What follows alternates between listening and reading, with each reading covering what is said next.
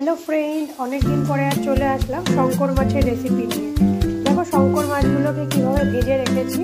এই যে কিছু মাছ ভাজা হচ্ছে, এখানে রয়েছে তোমার আলু কাটা রয়েছে, আর এখানে রয়েছে পেঁয়াজ, আর হচ্ছে তোমার টমেটো কাটা, আর এটার মধ্যে রয়েছে পেঁয়াজ, আদা, রসুন, লঙ্কা বাটা, একটু সামান্য জিরে দিয়ে দিচ্ছি, বেটে রেখে নিয়েছি। আলুটাকে একটু দেখো দেখে নাও সবাই, আলুটাকে একটু লাল করে একটু ভেজে নিচ্ছি আমি। এবার হচ্ছে পেঁয়াজ আর হচ্ছে তোমার টমেটোটাকে একটু ভেজে নেব, হালকা ভেজে নেব, নিয়ে তারপরে তোমার যেটা বাটা করেছি পেঁয়াজ, রসুন, আদা, লঙ্কা, সামান্য জিরে দিয়ে সেটাকে এর মধ্যে দিয়ে দেব। দেখো মশলাটা কিভাবে কষাচ্ছি।